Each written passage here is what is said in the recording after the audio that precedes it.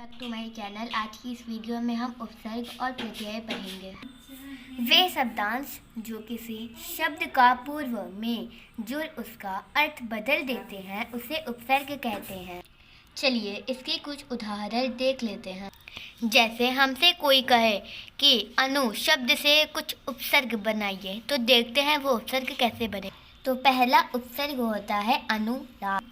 अनुराग के पूर्व आता है अनु और उसके बाद आता है राग, यानी ये एक उपसर्ग है। और दूसरा उपसर्ग है हमारा अनुभव।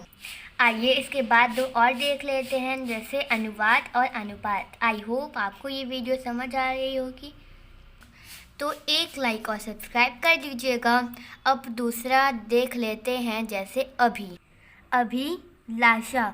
अभिलाषा। अभिलाषा के पहले आता है अभी और उसके बाद आता है लाशा, यानी उसके पूर्व में आता है, इसीलिए अभिलाषा भी एक उपसर्ग है। आइए कुछ और उपसर्ग देखते हैं।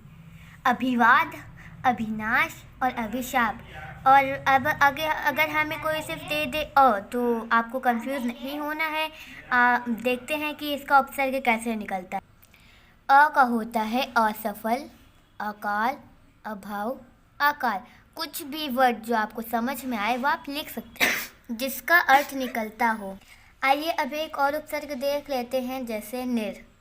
जब आप इसका संधि विच्छेद करेंगे तो इससे पहले निर आएगा, इसीलिए निर का है निर्माल।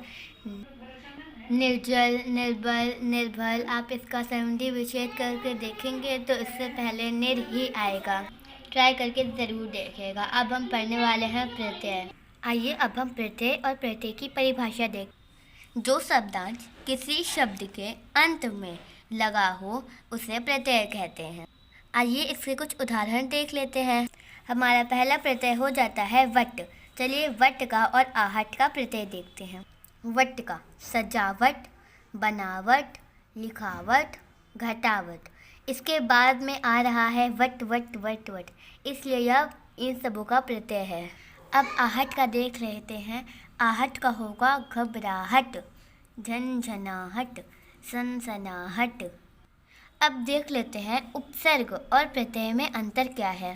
उपसर्ग वह शब्द होते हैं जो किसी शब्द के आगे लगे हों और प्रत्यय वह शब्द होते हैं जो किसी शब्द के पीछे लगे हों।